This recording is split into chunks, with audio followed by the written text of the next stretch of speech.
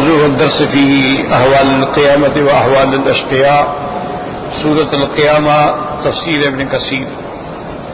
الحمد لله رب العالمين والصلاة والسلام على أشرف الأنبياء وسيد المرسلين سيدنا محمد وعلى آله وأصحابه أجمعين.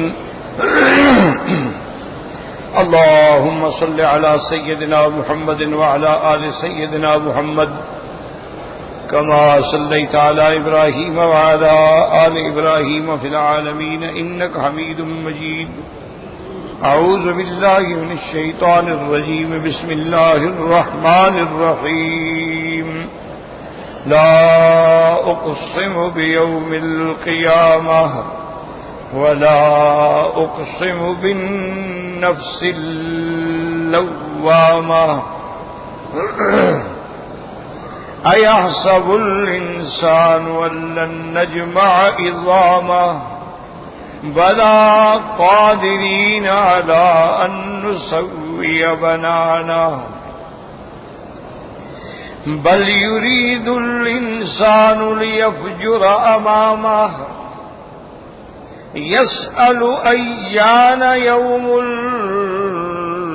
القيامة فإذا برق البصر وخسف القمر وجمع الشمس والقمر يقول الإنسان يومئذ أين المفر كلا لا وزر إلى ربك يومئذ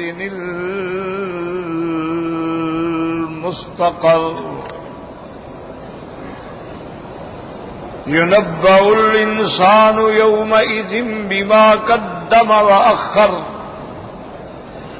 بل الإنسان على نفسه بصيرة ولو ألقى معاذيره.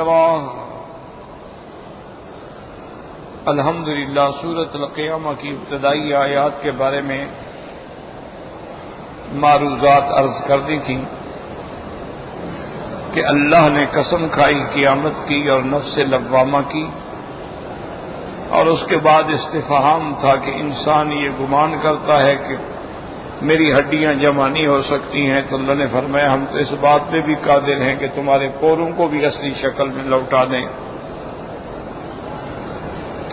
اب ان آیات میں آتا ہے کہ بل یرید الانسان لیفجر امامہ، تو اس کا کیا مطلب ہے؟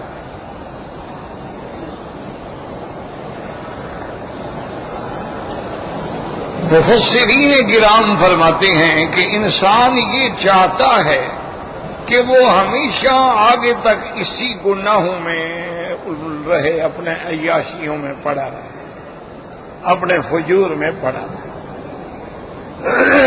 یعنی انسان چاہتا ہے لیفجر امامہ، اسی فجور میں آگے تک رہے.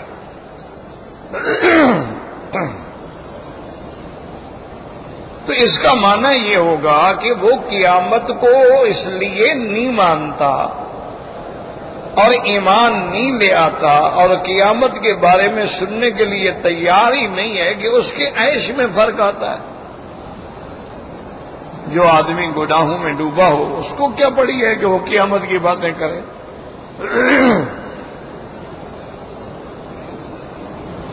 اس کی مثال یوں دیکھ لیں کہ مثلا اللہ نہ کرے، اللہ ہر مسلمان مرد عورت کی عزت کی حفاظت کرے، اگر خدا نہ خواستہ مثلا کوئی انسان کسی عورت کے ساتھ ناجائز تعلقات ہیں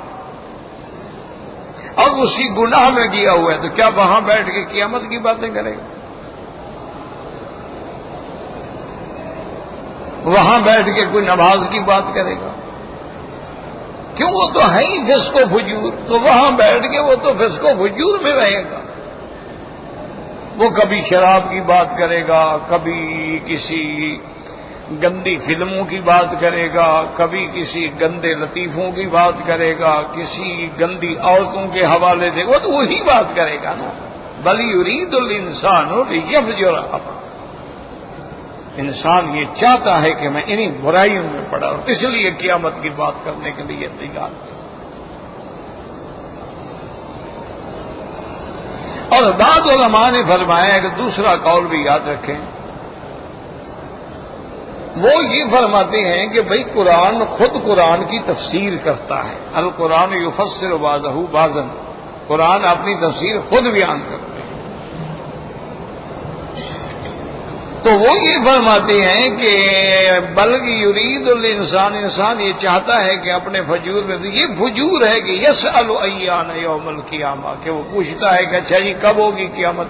آپ جو ہمیں قیامت سے ڈرا رہے ہیں، ذرا یہ تو بتائیں وہ قیامت کب ہوگی؟ یہ سوال استہزاء ہے، یاد رکھو، یہ سوال اس لیے نہیں ہے کہ بھئی کوئی آدمی علم سیکھنا چاہتا ہے۔ ایک تو سوال ہوتا ہے نا کہ بھئی آدمی کو مسئلہ معلوم نہیں، پوچھ لیا، لیکن بعض سوال ہوتے ہیں سوال استہزاء، سوال مستہزئ، سوال متعنت،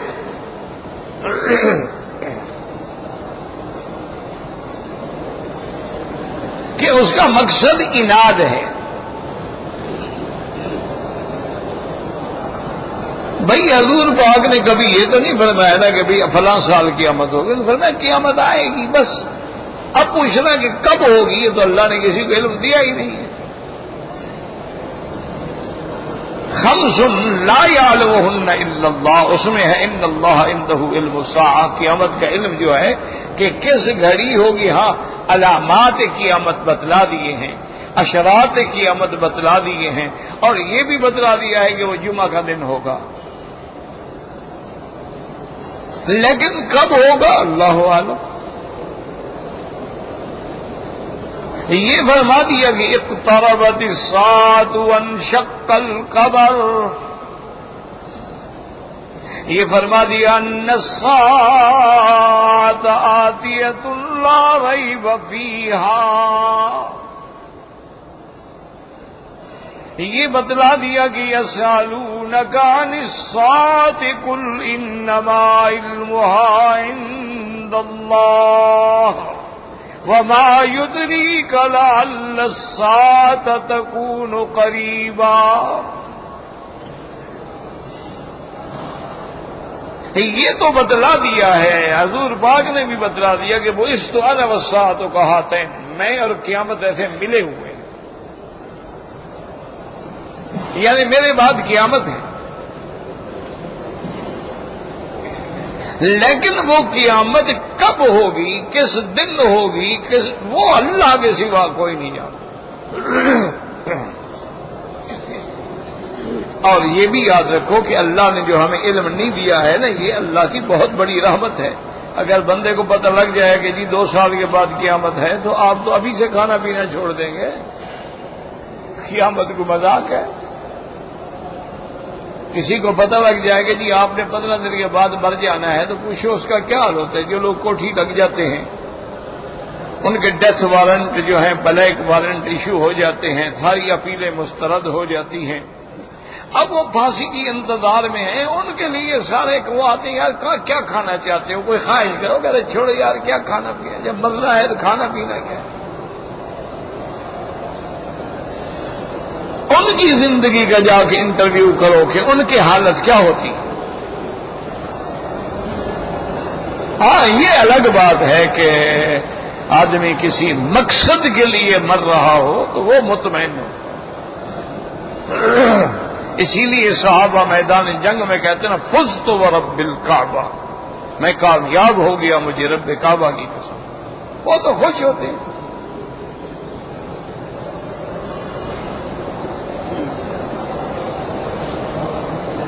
اسی لیے غازی علم الدین شہید جو تھے، جنہوں نے دشمن رسول پہ حملہ کر کے اس کو ٹکڑے ٹکڑے کیا تھا، پکڑے گئے۔ ایک ہندو پادری تھا، اس نے سرکار دو جہاں کی شان میں گستاخی کی تھی، کتاب لکھی تھی۔ بس علم الدین غازی کا نوجوان آدمی تھا، کوئی پڑھا لکھا بھی نہیں، کوئی عالم بھی نہیں، کوئی طالب بھی نہیں، کچھ نہیں، ایسے عام نوجوان جیسے ہوتے ہیں۔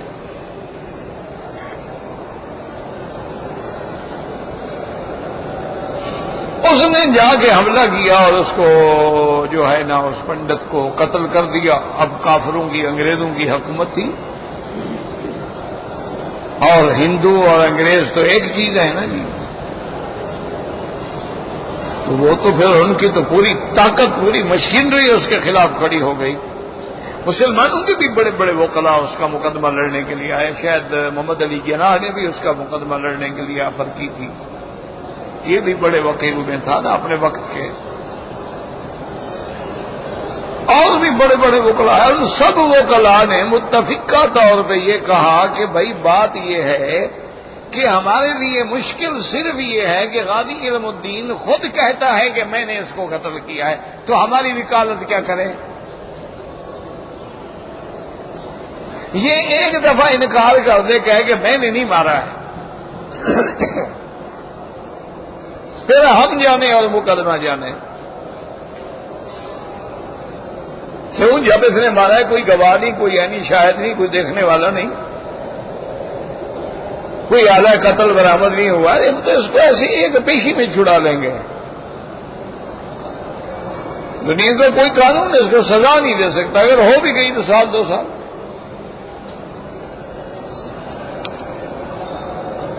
آخر میں فیصلہ یہی ہوا کہ علماء کے ذمہ لگایا گیا یہ بات کہ بھئی آپ اس کو سمجھائیں کہ ایک کافر کو مارا ہے، اچھا کام کیا ہے. گستاخ رسول کو تم نے مارا ہے، اچھی بات ہے، اور گستاخ رسول کی سزا ہی موت ہے.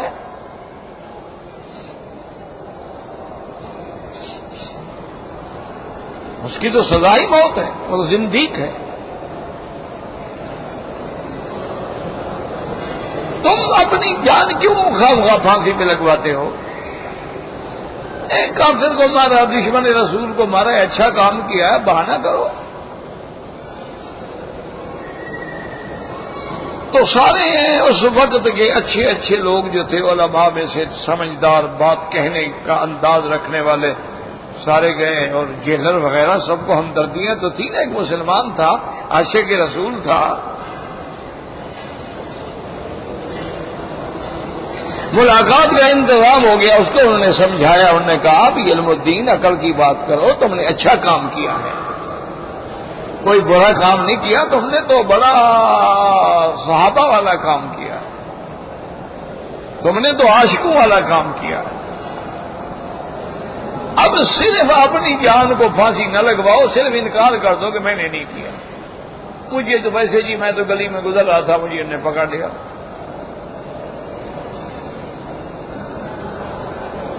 تو وہ ہنسنے لگ گیا، کہنے لگا مولوی صاحبان آپ کی بات بھی درست ہے،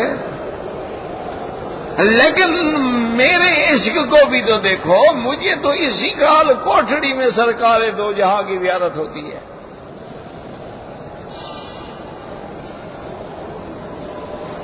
اسی جیل کی کوٹھڑی میں مجھے خواب میں حضور کی زیارت ہوئی. آپ نے فرمایا کہ علم الدین ہم تو تمہارا انتظار کر رہے ہیں، کب آ رہے ہو؟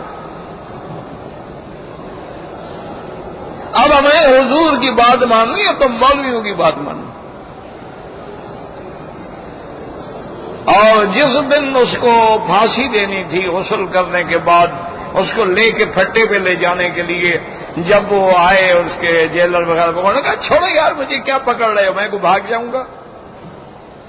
اور نے کہا جیلر صاحب اگر اپنے ہاتھ سے گلے میں رسا ڈالنا خودکشی نہ ہوتی، خدا کی قسم میں اپنے ہاتھ سے گلے سے رسا ڈالتا اور وہ اللہ اکبر کے نعرے لگاتا ہوا گیا. میں نے کہا کیا مجھے ڈرا رہے ہو موت سے؟ یہ تو حرام ہے کہ اپنے ہاتھ سے میں کیسے رسا ڈالوں. انہوں نے کہا میرا تو آج معراج کی رات ہے، میں نے تو موت کے بعد مل جانا ہے سرکار دو جہاں سے. مجھے تو خوشی ہے، پکڑ رہے ہو مجھے، میں کو کانپ رہا ہوں، میں کو ڈر رہا ہوں. بڑے بڑے لیڈر جو ہے نا، اللہ رحمت فرمائے، بہت بڑی چیز ہے. سانس نکل جاتی ہے، قدموں کا طاقت نکل جاتی ہے، ہل نہیں سکتے. بڑے بڑے ڈاکو جو ہیں سٹریچر پہ پڑے ہوتے ہیں. بہت ہے، بہت مذاق تو نہیں ہے. لیکن عام طور پر جو موت ہے، اللہ رحمت فرمائے، یعنی آپ اندازہ کریں کہ سب سے بڑی شان میرے مدنی پاک کی ہے. اور حضور فرماتے ہیں اللہم اعنی فی سکرات الموت، اللہ سکرات موت میں میری مدد فرما. 7 مشکیلیں پانی کے ڈالے جاتے تھے، پانی ڈالا جاتا، ہوش آتا، پھر پانی ڈالا جاتا، ہوش ختم.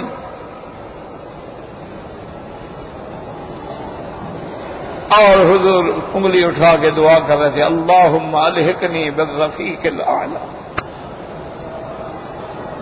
اللہ اکبر اللہ اکبر. اس لیے یہ استہزاء ہے کہ اگلا پوچھا، اچھا جی وہ مولوی صاحب جس قیامت سے ڈرا رہے ہو کب ہوگی؟ کہاں ہے وہ تمہاری قیامت؟ استہزاء کرتے ہیں نا، استہزاء کرتے ہیں نا. مولوی صاحب پل صراط جناب تلوار کی دھار جیسی تیز ہوگی اور داغے سے بریک ہوگی. انہوں نے کہا اس سے کیسے ہم گزریں گے، کیسے کوئی جا سکتا ہے؟ مولوی صاحب کیا ڈرامہ بنا رہے ہو؟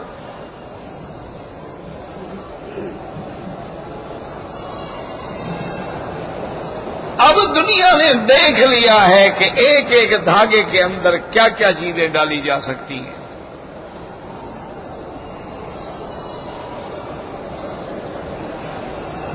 دھاگا ہے نا، جس سے آپ کے آپریشن کے بعد سلائی ہوتی ہے، وہ بھی تو ایک دھاگا ہی ہے نا.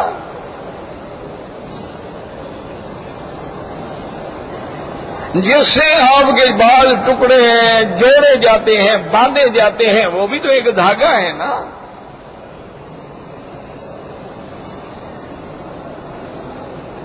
اس کا ایک تجربہ یوں کرو کہ تمہارے پیچھے کوئی دشمن لگا ہوا ہو نا، اور آگے پہاڑ ہو، تم دیکھو کیسے پہاڑ پہ چڑھتے ہو. جب آدمی چڑھ کے پھر دیکھ یار میں اس پہ چڑھا ہوں، وہ پیچھے ڈر ہی ہوتا ہے. تو وہاں جب اللہ کے عذاب کا ڈر ہوگا تم تو بھاگ کے جاؤ گے پل صراط پہ. تو اس لیے بعض علماء نے فرمائی ہے یفجر امامہ کا معنی یہ ہے، یہی وجود ہے کہ پوچھ رہا ہے کہ یسأل ایان یوم القیامہ. اب اللہ نے ایک نشانی بتائی، فَإِذَا بَرِقَ الْبَصَرُ وَخَسَفَ الْقَمَرُ وَجُمِعَ الشَّمْسُ وَالْقَمَرُ. فَإِذَا بَرِقَ الْبَصَرُ، جب آنکھ چندھیانے لگے. اور اس کے بعد اللہ پاک نے فرمایا وَخَسَفَ الْقَمَرُ، اور چاند بے نور ہو جائے. وَجُمِعَ الشَّمْسُ وَالْقَمَرُ،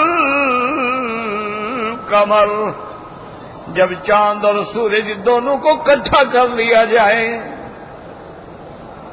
علامات قیامت میں ہے. تو آنکھ چندھیانے کا کیا مطلب ہے یار؟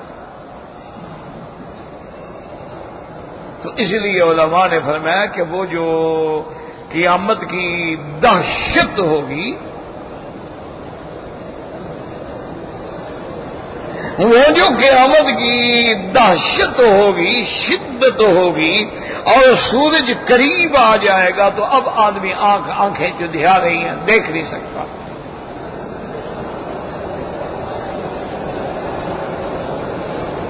اور اس کے بعد خسف القمر، چاند کو بے نور کر دیا جائے گا، جیسے یعنی گرہن لگ جاتا ہے. آپ دیکھ رہے ہیں چاند جی پکڑا گیا، چاند پکڑا، چاند گرہن ہو گیا، چاند بے نور کر دیا جائے گا. اور چاند سورج کو ملا دیا جائے گا. تو اس کا کیا معنی؟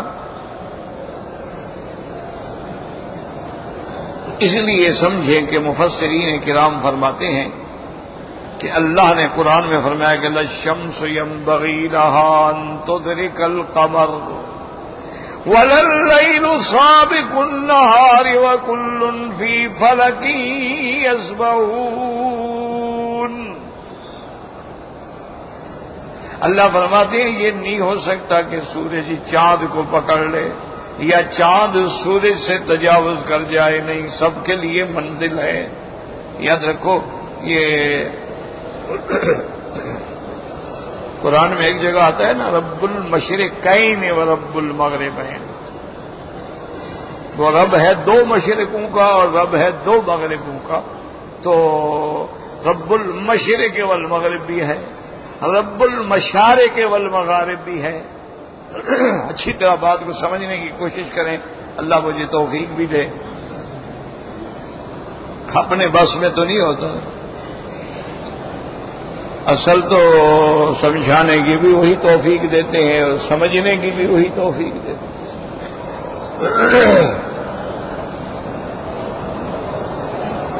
ہم نے بڑے بڑے علماء کو دیکھا ہے تقریر پہ بیٹھے ہیں، لاکھوں کا مجمع ہے، چپ، اور نظریں اٹھا اٹھا کے مانگ رہے ہیں کہ مولا کچھ ڈالو تو بات کرو، میں کیا کہوں۔ آج حضرت لاہوری رحمت اللہ علیہ کے ایک آخری خلیفہ تھے حضرت مولانا محمد حسن شاہ جہاں پور شاکری میں رہنے والے تھے، آخری خلیفہ، اب تو کوئی خلیفہ نہیں بچا تھا، یہی تھے، وہ بھی فوت ہو گئے، اللہ مغفرت فرمائے۔ کیونکہ اب تو اللہ والے تو سب جا ہی رہے ہیں نا، علماء جا رہے ہیں، اولیاء جا رہے ہیں، صالحین جا رہے ہیں، باقی تو ہم جیسے لوگ ہیں۔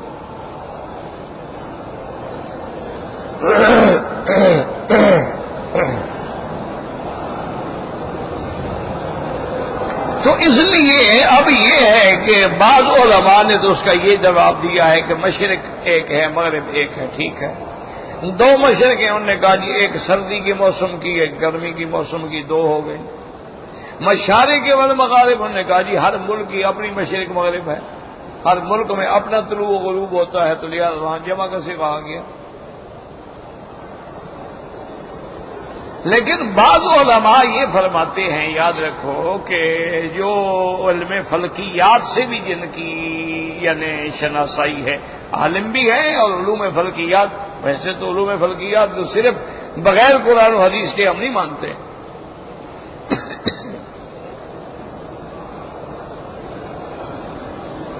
وہ یہ کہتے ہیں کہ دیکھو جی چاند اور سورج جو ہے نا، مثلا یہ سورج ہے مشرق ہے، یہ چلتے چلتے چلتے مغرب پہ آ گئے تو مشرق مغرب ہو گئی۔ تو جب یہ مشرق میں آ جاتا ہے نا تو چاند چونکہ مقابلے میں چل رہا ہے نا، وہ یہاں پہنچ جاتا ہے، یہ یہاں آ جاتا ہے، یہ چل کے پھر اپنا واپس آتا ہے تو وہ یہاں آ جاتا ہے، کیونکہ تقابل ہے نا، سورج چاند سورج سے روشنی لیتا ہے نا، مقابلے پہ ہوگا تو روشنی لے گا نا، تو دونوں چل رہے ہیں۔ للشمس ينبغي لها ان تدرك القمر كل في فلك يسبحون، سب دونوں تیر رہے ہیں، لیکن ان کا انداز اس طرح ہے کہ جب سورج کی مشرق ہو جاتی ہے چاند کی مغرب ہو جاتی ہے، چاند کی مغرب ہو جاتی ہے سورج کی مشرق ہو جاتی ہے، چاند ڈوب گیا، یہ دونوں متوازی چل رہے ہوتے ہیں، تو لہذا مشرقیں بھی دو ہو گئیں، مغربیں بھی دو ہو گئیں۔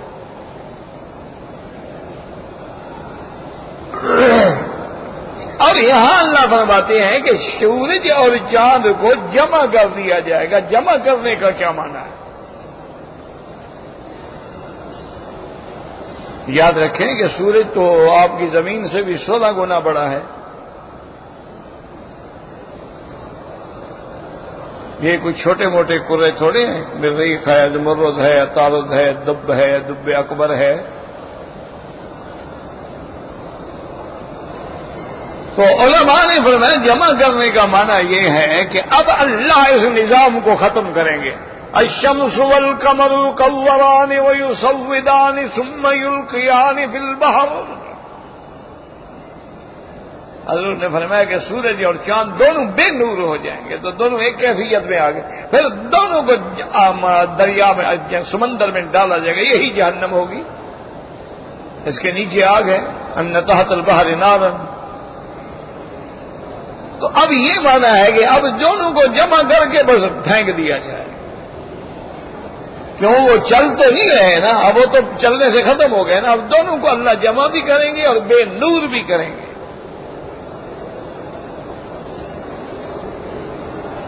اور سیاہ ٹکڑے ہو جائیں گے، اور اس کے بعد پھر ان کو جہنم میں ڈال دیا جائے گا، تاکہ آج دنیا میں جو سورج کے پجاری تھے وہ دیکھ لیں گے جس کو ہم نے اپنا دیوتا بنایا ہوا تھا وہ تو خود جہنم میں پڑا ہے۔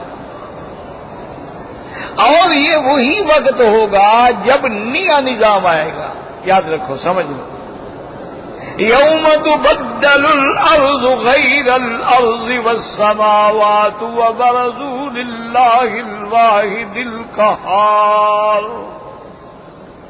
جس دن زمین و آسمان بدل گئے، چاند سورج درہم برہم ہو، اب نئی زمین، نیا آسمان، نیا نظام، نیا دن، نیا عالم. یہ ایسا دن ہے اور وہاں 1000 سال کے برابر ایک دن. تو اس لیے اس نظام کو، اور اسی سے ایک اندازہ کر لیں کہ علماء نے لکھا ہے کہ اللہ نے یہ سب کچھ بنایا تھا انسان کے لیے. والذی خلق لکم ما فی الارض جمیعا. تو جب انسان ہی فنا ہو گئے تو اب اس عالم کو رہنے کی ضرورت کیا تھی؟ اللہ نے اس کو بھی فنا کیا. جب گھر میں کوئی نہ رہے تو گھر ٹوٹ پھوٹ جاتے ہیں. مکان کو مکین سے ہے شرف حسد. اس مکان میں مکین ہی نہ ہو تو وہ مکان کیا ہے؟ پھر تو وہ بھوتوں کا اڈا بن جائے گا، جنوں کا مسکن بن جائے گا. تو اس لیے اللہ نے یہ سب کچھ تو میرے بھائی تیرے لیے بنایا تھا. من آیاتہ جعل لکم اللیل والنہار. رات دن تیرے لیے. هو الذی جعل اللیل والنہار خلفۃ لمن اراد ان یذکر او اراد شکورا. ومن آیاتہ جعل لکم اللیل لتسکنوا فیہ والنہار مبصرا.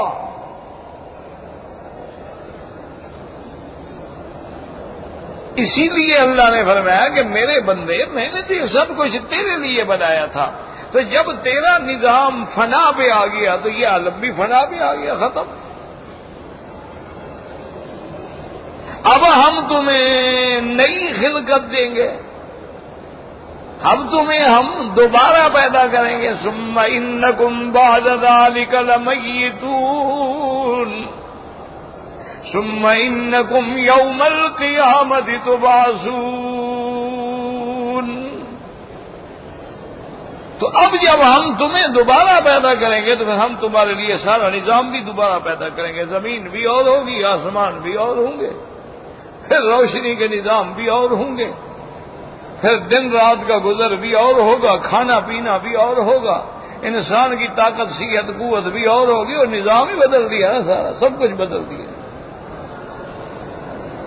اس لیے فرمایا کہ وہ علامت قیامت ہے. فَإِذَا بَرِقَ الْبَصَرُ وَخَسَفَ الْقَمَرُ وَجُمِعَ الشَّمْسُ وَالْقَمَرُ يَقُولُ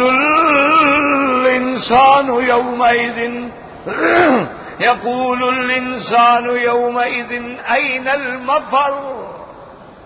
اب جب قیامت قائم ہوگی اور وہ دہشت کا عالم دیکھیں گے تو علماء فرماتی الانسان سے یہاں مراد کافر اور فاجر انسان جو پیچھے پڑ چکے. بل یرید الانسان لیفجر امامہ. وہ کہیں گے یقول الانسان، وہ کافر، وہ فاجر، وہ منکر، وہ مکذب انسان کہے گا کہ اب کہاں بھاگے بھائی، کہاں جائیں، پناہ کدھر جائیں. کیوں؟ جو ایمان والے ہیں ان کو تو کوئی غم ہی نہیں ہوگا نا. لا يحزنهم الفزع الاکبر. ان کے لیے تو کوئی غم نہیں، ان کے لیے تو خوشی کا دن ہوگا. وتتلقاهم الملائکۃ ھذا یومکم الذی کنتم توعدون. ان کو تو فرشتے آگے کہیں گے بھائی یہی دن تو ہے جس کے لیے پیغمبر آئے، نبی آئے، تمہیں مبارکیں ملی، تمہیں خوشخبریاں ملی، خوش ہو جاؤ. اور وہ جتنا بھی دیکھیں گے والملائکۃ یدخلون علیہم من کل باب سلام علیکم بما صبرتم فنعم عقبی الدار. ان کو تو کوئی غم نہیں ہوگا نا. یہ وہ انسان کہے گا جو کافر ہے، جو فاجر ہے، جو منکر ہے، جو مکذب ہے. یقول الانسان یومئذ این المفر. ہے کوئی بھاگنے کی جگہ؟ کہاں بھاگو بھائی؟ اللہ کے عذاب سے کوئی بھاگ سکتا ہے؟ اللہ کے عذاب، اللہ جب عذاب دینا چاہتے ہیں تو کون بھاگ سکتا ہے؟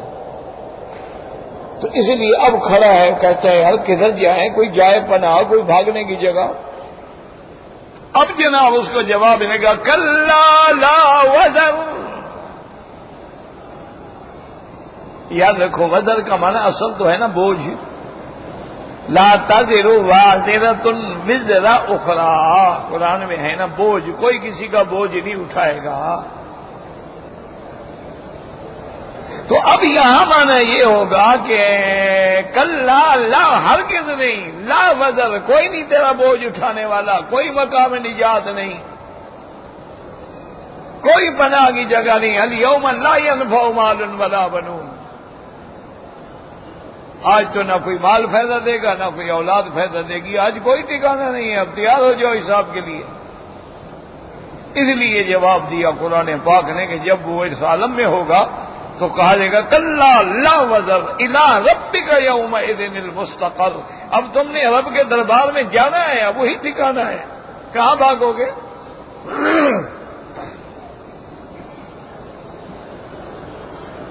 الیہ تحشرون الیہ ترجعون. اور اس کے بعد اللہ تبارک و تعالیٰ فرماتے ہیں یُنَبَّأُ الْإِنسَانُ يَوْمَئِذٍ بِمَا قَدَّمَ وَأَخَرَ. لیکن یاد رکھو ہر جگہ انسان سے مراد کافر فاجر نہیں ہے.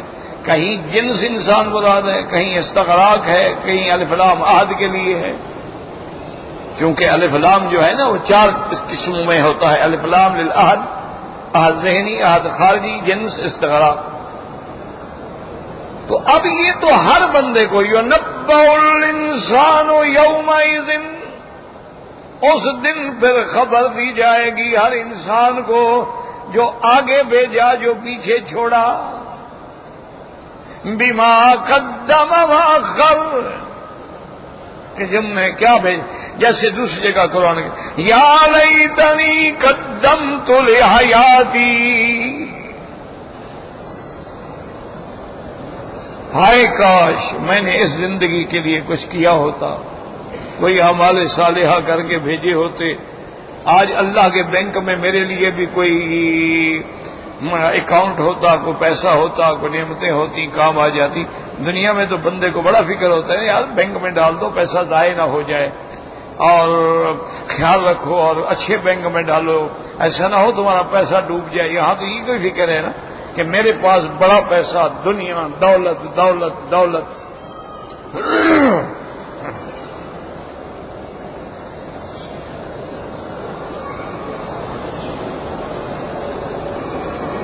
تو اس دن ہر کسی کو یہ بتلا دیا جائے گا کہ جناب آپ نے کیا بھیجا ہے. کیسے بتلا دیا جائے گا؟ نامہ اعمال. سب کو نامہ اعمال مل جائیں گے اور سب کو حکم بھی دے دیا جائے گا اقرا کتابک، پڑھو. جو کچھ تم نے زندگی میں کیا ہے نا ساری فلم آج دیکھ لو اچھی طرح. آج قدرت کی بنے ہوئے انٹرنیٹ پہ بیٹھو، سکرین پہ بیٹھو اور تمہارے سامنے تمہاری فلم آ گئی. وَنُخْرِجُ لَهُ يَوْمَ الْقِيَامَةِ كِتَابًا يَلْقَاهُ مَنشُورًا. اور پھر تمہارے لیے اس دن وہ چھوٹی فلم نکالیں گے نا جس میں سارا کچھ تیرا لکھا ہوا ہے، تیرا کچا چٹھا سارا اس میں ہوگا. اس لیے کافر جب پڑھیں گے کہیں گے مَا لِهَٰذَا الْكِتَابِ لَا يُغَادِرُ صَغِيرَةً وَلَا كَبِيرَةً إِلَّا أَحْصَاهَا.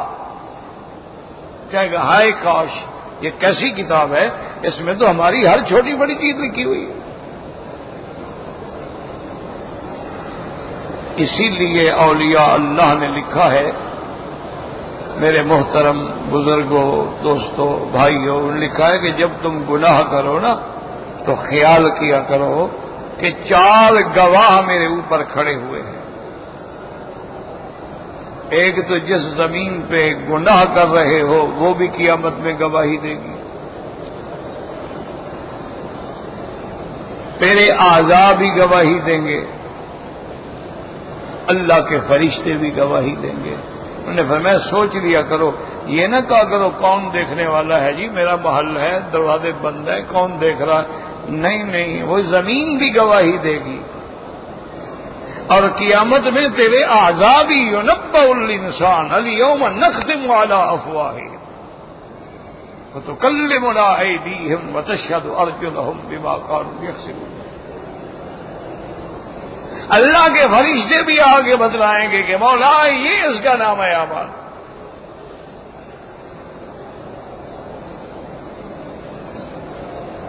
اور پھر اذا الصحف نشرت، وہ صحیفے تقسیم کیے جائیں گے.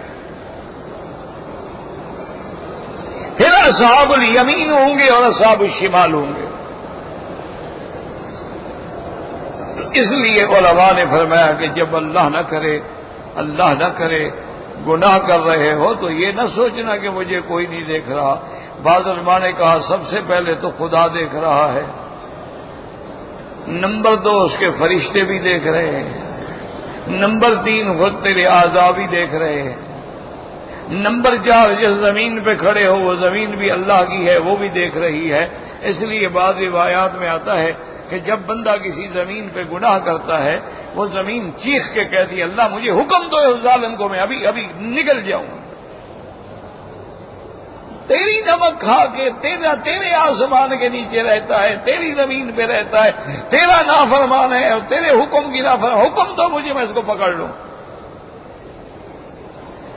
اللہ فرماتے ہیں میرا وقت مقرر ہے پکڑنے کا، اور جب ہم پکڑنا چاہیں گے تو لا یوسق وثاقہ احد لا یعذب عذابہ احد، پھر میرے جیسا کوئی عذاب دینے والا بھی نہیں اور پکڑنے والا بھی. اس لیے اللہ فرماتے ہیں يُنَبَّأُ الْإِنسَانُ يَوْمَئِذٍ بِمَا قَدَّمَ وَأَخَّرَ.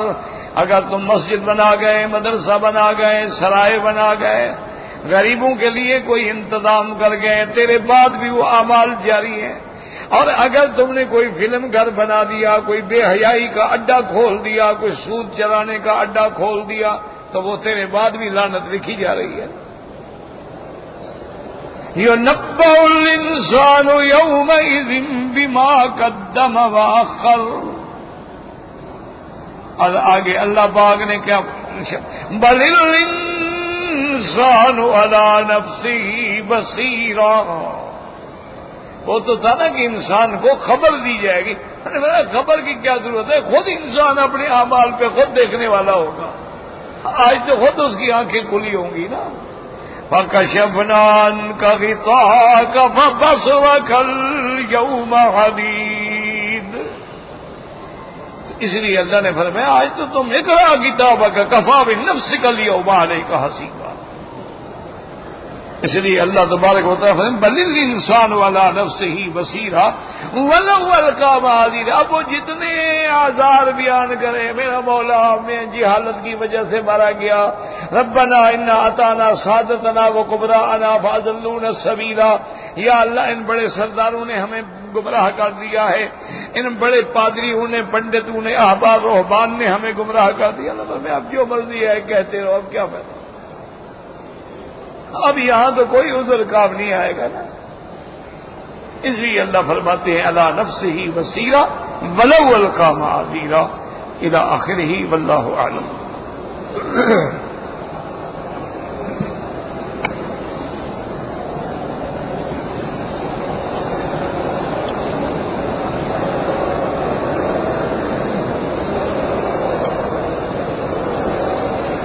کہتے جی کہ جب آدمی مر جاتا ہے تو اس کے روح جو ہے وہ علیین میں جاتا ہے. ہاں یاد رکھو اگر ایمان والا ہے، عقیدہ توحید پہ موت آئی ہے، اللہ کے صالح بندوں میں ہے ان الابرار لفی علیین، اس کا ارواح جو ہے وہ علیین میں ہے اور وہ 7ویں آسمان میں. اور اگر مشرک ہے، کافر ہے، قادیانی ہے، منکر قرآن ہے، منکر حدیث ہے، ان الفجار لفی سجین، پھر وہ 7ویں زمین کے نیچے مقام سجین میں اس کے روح قید کی جاتی ہے. کہتے ہیں جی کہ پھر روح ملیں گے، بالکل ملیں گے، کیوں نہیں ملیں گے. عالم ارواح میں بھی ایک دوسرے کو پہچان ہوگی، اللہ تبارک و تعالی پہچان دیں گے، ملاقات ہوگی باقاعدہ.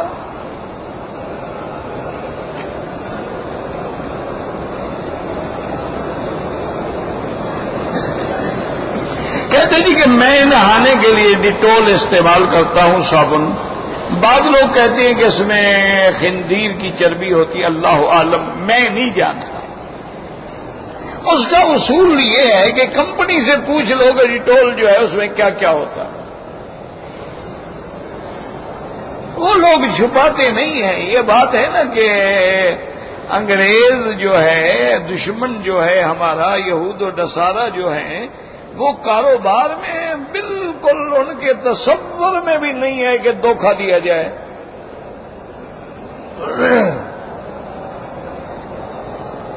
بالکل، یعنی جو چیز ہے وہ لکھ دیں گے.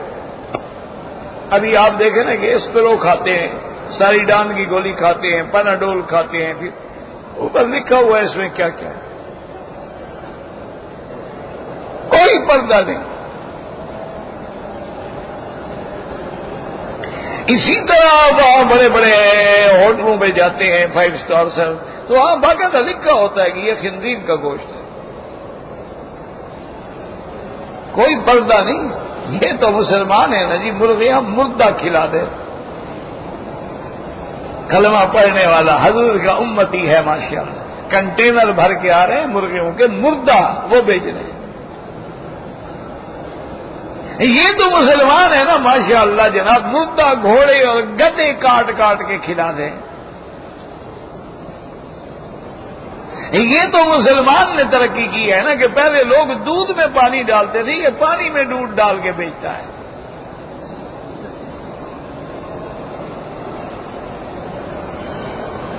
یہ مسلمان ہے نا ماشاءاللہ کے اینٹی بایوٹک کیپسولوں کے اندر جو ہے وہ چنے کا آٹا بھرا ہوا ہے.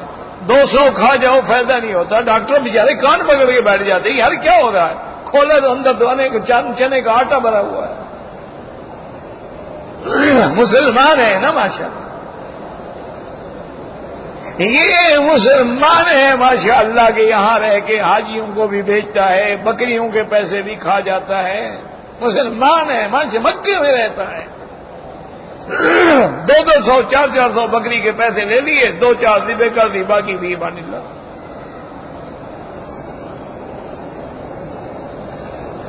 اچھا، بعض لوگوں نے تو ماشاءاللہ حج بدل کا کاروبار بنایا ہوا ہے کہ 10-15 حج بدل جمع کر لیے، 20,000 ریال آ گیا، سال کی تنخواہ کٹھی ہو گئی. نوکری کرنے کی کیا ضرورت، ہر وقت تسبیحات میں ہے ماشاءاللہ، پہنچا ہوا بزرگ ہے. یہ پتا نہیں کہ لوگوں کا حج بدل کھا رہا ہے. پہلے بہرحال میرے خیال میں تو چونکہ مولوی بھی نہیں ہوں، نہ مفتی ہوں، نہ مولوی، نہ پیر، نہ بزرگ، نہ کچھ، تو آپ کا ایک چھوٹا بھائی ہوتا ہے. بڑے جو علماء ہیں نا ان سے فتویٰ پوچھو. جیسے یہاں حیا کبار العلماء ہے، دارالافتاء ہے، اسی طریقے سے ریاست الحرمین ہے، اسی طریقے سے آپ کے ملک میں بڑے بڑے ادارے ہیں، بڑے بڑے مفتی ہیں، دارالعلوم دیوبند ہے، دارالعلوم سہارنپور ہے، اور اسی طرح بنارس میں بڑے بڑے دارالعلوم ہیں، بعض اہل حدیث علماء کے بڑے بڑے دارالعلوم ہیں. تو ان کو فتویٰ لکھ کے پوچھو کہ جس ملک میں اسلامی ملک ہے وہ کہتا ہے کہ بھئی ہماری نیشنلٹی کے بغیر کسی کو کاروبار کرنے کی اجازت نہیں ہے، اور نہ وہ کسی دوسرے پہ پردہ ڈالے کاروبار کے لیے، اس کی کمائی حلال ہے یا حرام ہے؟ یہ مسئلہ تو پوچھو کسی سے کہ اسلامی حاکم نے پابندی لگائی ہے کہ جی یہاں غیر آدمی جو ہے وہ کاروبار نہیں کر سکتا، اور وہ دوسرے کے نام پہ ہے، پیسہ اس کا ہے، کاروبار اس کا ہے، اس کا صرف نام ہے بیچارے کا، اس کو تو یہ بھی پتا نہیں کہ آمدنی کیا ہے، نفع کیا ہے، نقصان کیا ہے. سال میں اس کو پیسے پکڑا دیتے ہیں، وہ غریب ہوتی ہیں، لالچ میں لے لیتے ہیں. لیکن کیا تیری کمائی حلال ہے یا حرام ہے؟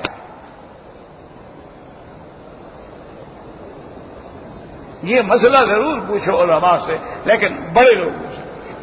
عام مولوی کا کام نہیں ہے. یہاں تو ماشاءاللہ دارالافتاء موجود ہے، حیا کبار العلماء موجود ہے، لیکن چلو ہو سکتا ہے تم یہاں کی بات نہ مانو کہ جی ان کے تو اپنے ملک کا مسئلہ ہے نا. باہر تو علماء موجود ہے نا، جامع ازہر موجود ہے، بڑے بڑے ادارے دین کے موجود ہیں ماشاءاللہ ثم ماشاءاللہ. پوچھو تو صحیح کہ کیا یہ کمائی ہماری حلال ہے یا حرام ہے؟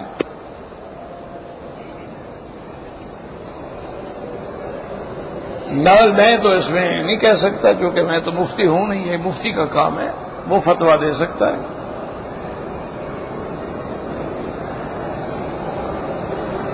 کہتے ہیں جی کہ کوہل جو ہے وہ حرام ہے، بالکل حرام ہے۔ اب ہمیں کیسے پتہ لگے گا کہ اس میں الکوہل ہے یا نہیں ہے؟ وہ جناب کافر لکھ دیتے ہیں فری الکوہل، یا لکھتے ہیں کہ الکوہل اتنے % ہے، وہ چھپاتے نہیں ہیں جناب تمہاری طرح۔ وہ یہ نہیں ہے کہ آدھا ڈول زمزم کا آدھا دوسرا پانی بنا کے زمزم بیچیں، وہ مسلمان نہیں، کافر ہیں بیچارے۔ یہ تو تمہارا کام ہے نا، یہ تمہارا کام ہے۔ وہ لکھ دیتے ہیں اوپر فوراً کہ الکوہل اتنی % ہے، کھانسی کی شربتیں لکھ دیں گے اتنا % اس میں الکوہل ہے، اتنا % اس میں کوڈین ہے، اتنا % اس میں کیفین ہے، اتنا % اس میں ایفیڈرین ہے، یہ ساری منشیات ہیں، اور لکھتے ہیں بس۔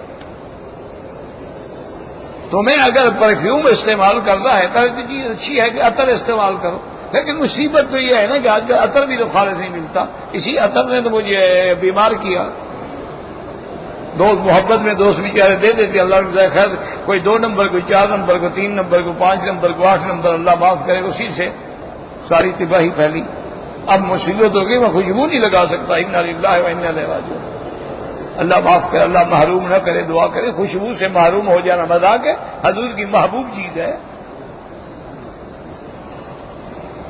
تو بہرحال جناب اس میں لکھا ہوا ہے الکوہل۔ اگر آپ نے وہ پرفیوم بھی لینا ہے نا، یا آپ نے اپنا وہ جو انگریزی آج کل میں اس میں لکھا ہوتا ہے کہ الکوہل ہے یا فری الکوہل، حتیٰ کہ بیئر ہے، جو کا پانی جو ہے اس میں بھی وہ لکھ دیں گے اس میں الکوہل ہے یا نان الکوہل، حتیٰ کہ الرجی کی گولی ہے اس میں بھی وہ لکھتے ہیں کہ اس میں نیند ہے یا نہیں ہے۔ تو وہ جھوٹ نہیں بولتا، یہ ہمارا کام ہے۔ اللہ نے ہمیں متقین کا امام بنایا تھا، ہم جھوٹوں کے امام بن گئے۔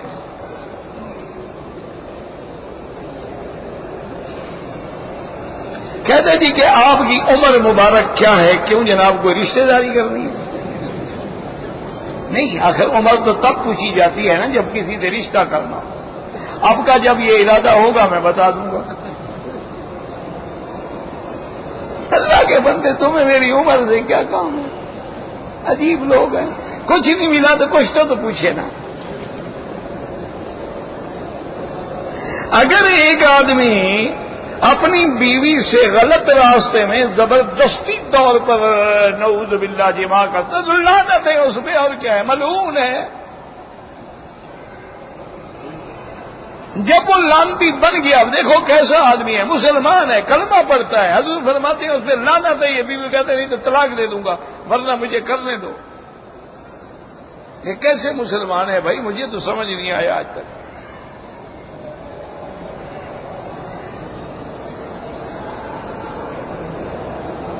عورتیں بغیر محرم کے سفر نہیں کر سکتی، چاہے ایک جماعت بنائیں یا 2 جماعت بنائیں۔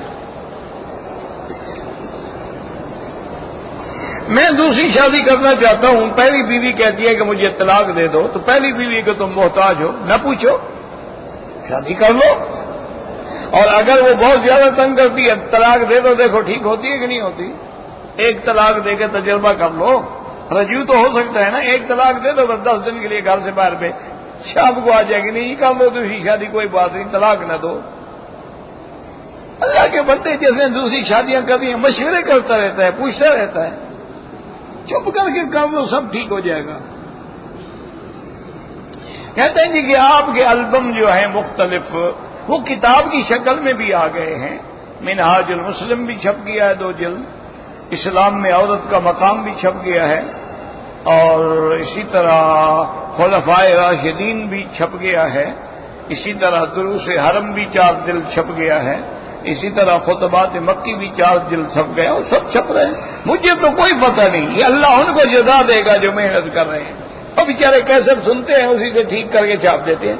مجھ سے پوچھتے ہیں جی چھاپ دیں گے، چھاپ دو بھائی، اللہ کے لیے کام کرنا ہے، میں نے کوئی رائلٹی لینی ہے، پیسے لینے ہیں تم سے، یہ ان کی محنت ہے۔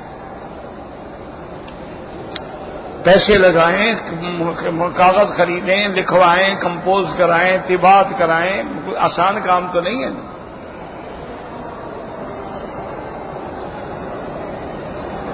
یہ ابرو جو ہے یہ عورت باریک نہیں کر سکتی۔ ہاں ایک ہوتا ہے کہ بڑے ہو گئے، آنکھ میں آتے ہیں، جیسے میرے بڑے ہو جاتے ہیں کبھی کوئی، تو ان کو کاٹ سکتی ہے. معنی یہ ہے کہ وہ باریک بھاویں نہیں بناتی کہ میں مرغاں جو ہے میرے وہ تلوار نظر آئیں، وہ جو ہے وہ منع ہے. تم جو کچھ ہو خامد کو پتا ہے کہ خامد کے دیکھنے کے لیے، خامد نے تمہیں اندر باہر سے دیکھا ہوا ہے، اس کے یہ تم لوگوں کو دکھانے کے لیے بناتی ہو. خامد کو دکھانے کی کیا ضرورت ہے بھائی؟ خامد نے تو دیکھا ہوا ہے. یہ سب بہانے ہوتے ہیں جی. خامد مجھے کہ خامد کو کیا دکھانا ہے؟ یہ مجھے کیسٹ میں البم چاہیے، تو یہ دکانوں کے پاس ہیں جو بیچتے ہیں، میرے پاس تو ہوتے ہیں. میں تو خود ان سے مانگتا ہوں یار کبھی مجھے بھی دے دیا کرو تاکہ میرے پاس بھی ملنے والا ہے تو میں اس کو تحفہ دے سکوں. میرے پاس نہیں ہوتے. بعض لوگ تبلیغی جماعت پر اعتراض کرتے ہیں، کہتے ہیں کہ ریونڈ جو ہے یہ انگریزی نام ہے. اچھا ماشاء اللہ. اچھا ریونڈ جو ہے یہ انگریزی نام ہے، اور کوہمری کیا ہے؟ گیلے وال کیا ہے؟ لالو کھیت کیا ہے؟ ہاں جی. اس کے بعد جو ہے دیال رام کیا ہے؟ یہ کیا مانا ہے کہ اگر کسی چیز کا نام انگریز نے رکھا ہے؟ کمال تو یہ ہے نا کہ انگریز کی جگہ کو مرکز اسلام بنا دو. کمال تو اسی میں ہے نا کہ نام انگریز رکھتا رہے، کام خدا کا ہو رہا ہو. کتنے مندر ہیں جو آج مدرسے بن گئے. الحمدللہ. یہ بھی کوئی اعتراض ہے؟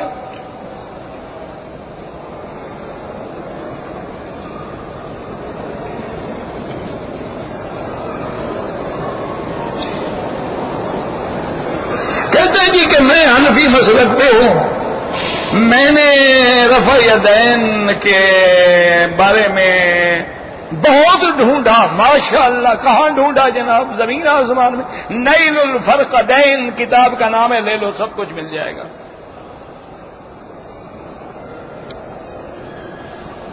تم نے بہت ڈھونڈا ہے. کیا ڈھونڈا ہے؟ ترمذی کھول لو، سب باب بندے ہوئے ہیں، کرنے کے بھی نہ کرنے کے بھی. نکاح میں حق ہے، اس کے بغیر نکاح نہیں ہوتا. کعبۃ اللہ میں جو پتھر لگے ہوئے ہیں سیدنا ابراہیم کے زمانے کے ہیں. یہ ضروری نہیں کہ سارے اس وقت کے ہوں، لیکن اس وقت کے بھی ہیں، کیونکہ بعد میں قریش مکہ نے بھی تو بنایا ہے نا کعبہ. پھر ضروری تو نہیں وہ سارے پتھر وہی لگا دیے، کچھ اور بھی لے آئے ہوں.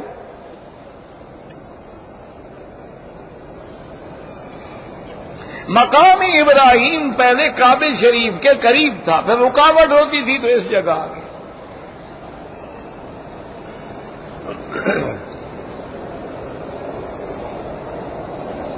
مطاف میں صفیں گول ہوں گی، بس سیدھی سی بات.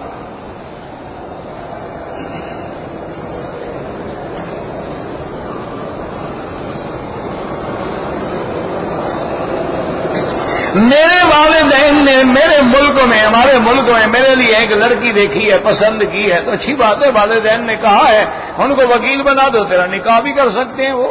میں نے 1 سال کے بعد جانا ہے تو ان کو کہو جناب 1 سال کے بعد پھر میں آؤں گا تو اس وقت کوئی لڑکی دیکھ لینا، دوسروں کو بلا وجہ تو نہ باندھ کے رکھ لو نا.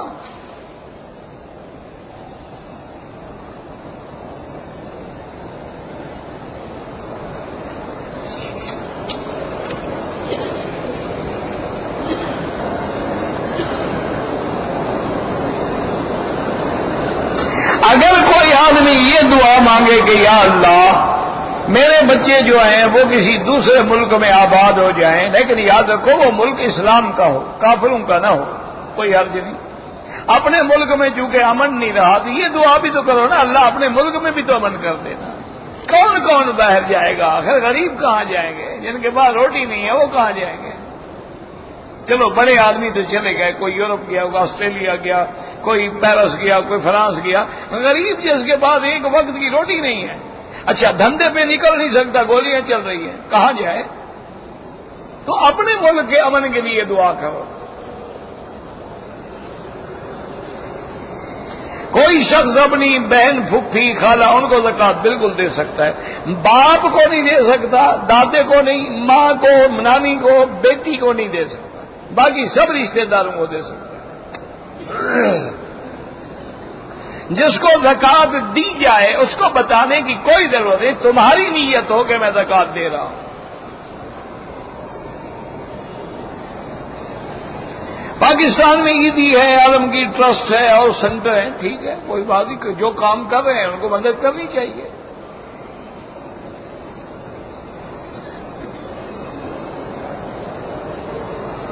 اگر کوئی آدمی کاروبار کے لیے جدے آیا تھا، تجارتی بزنس کے لیے، ٹھیک ہے، اس کے لیے کوئی احرام نہیں، پھر جدے میں رہنے کے بعد ارادہ ہو گیا تو جدے سے احرام باندھ کے عمرہ کر سکتا ہے، لیکن وہ میقات کا عمرہ نہیں ہوگا، وہ عمرہ نہیں ملے گا۔ وہ عمرہ جو میقات سے آپ احرام باندھ کے آ جاتے، 1 گھنٹے عمرہ کر کے جدے چلے جاتے، پھر بزنس کا کام کرتے رہتے، لیکن آپ پہ جرمانہ کوئی نہیں۔ عذاب قبر کے منکر کافر ہیں، یہ تو ائمہ اربعہ کا متفق مسئلہ ہے کہ عذاب القبر حق لا ينکرها الا ضال او مضل۔ مسجد میں قتل ہو گئے، اللہ معاف کرے، اللہ حفاظت کرے۔ میرے والد صاحب کا نام خیر محمد تھا، مکی نہیں، مکی تو میرا نام ہے، اللہ کے بندے۔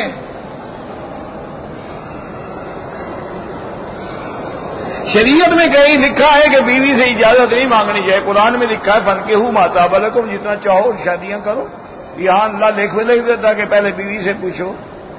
ایک پابندی ہے کہ عدل کرو دونوں، فَإِنْ خِفْتُمْ أَلَّا تَعْدِلُوا فَوَاحِدًا، اگر عدل نہ کر سکو تو پھر ایک بھی۔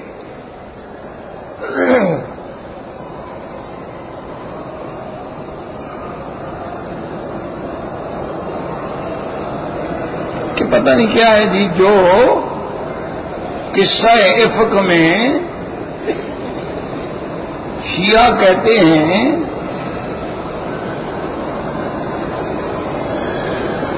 پتہ نہیں، مجھے نہیں پتہ لگا کیا لکھا ہے آپ نے۔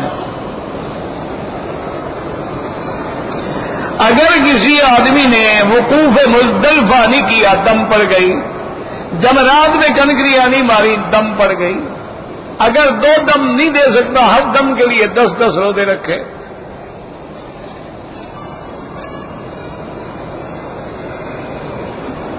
اگر ایک آدمی نے نماز پڑھا، بعد میں دیکھا تو اس کا تو کپڑا ہی پلید ہے، خون لگا ہے، پیشاب لگا ہے، دوبارہ لوٹائے نماز، کپڑا صاف، بغیر پاک کپڑے کی نماز نہیں ہوتی۔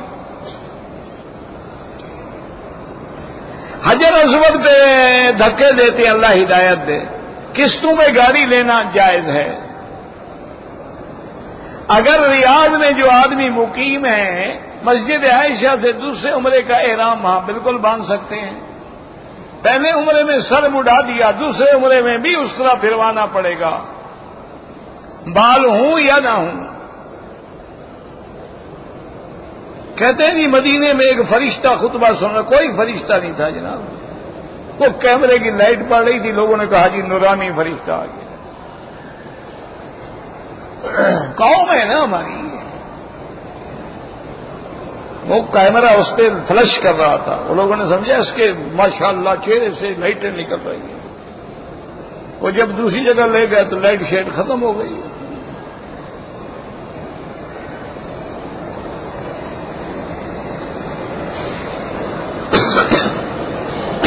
ایک دن میں کتنے عمرے کر سکتے ہیں؟ جتنے کرو، کوئی معنی نہیں، نفلی عبادت ہے، لیکن افضل یہ ہے عمرے کے درمیان وقفہ ہو تاکہ بال نکل آئے، پھر عمرہ کرو تاکہ اس طرح پھروا سکو۔ ورنہ تو یہ ایک نفلی عبادت ہے، جیسے 10 طواف کوئی کر لے، کوئی 2 کرے، کوئی 1 کرے، کوئی 4 کرے، اسی طرح عمرہ بھی نفلی عبادت ہے، لیکن افضل یہی ہوتا ہے کہ اس وقت دوسرا عمرہ کرے، جیسے صحابہ بھی ایسا کرتے تھے، انتظار کرتے تھے کہ بال نکل آئے، چلو بھی بال منڈوانے کے بجائے عمرہ کیوں نہ کر لیں، عمرہ بھی کر لیں گے، حلق کرا لیں گے، تو اس لیے انتظار بہتر۔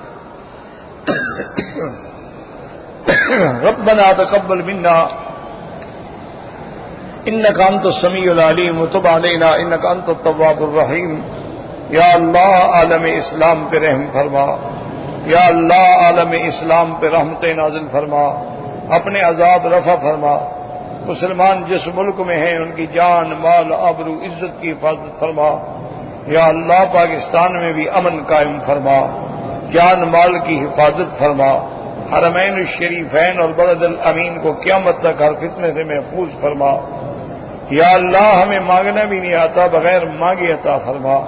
ربنا آتنا فی الدنیا حسنۃ وفی الآخرۃ حسنۃ وقنا عذاب النار۔ ربنا ظلمنا انفسنا ان لم تغفر لنا وترحمنا لنكونن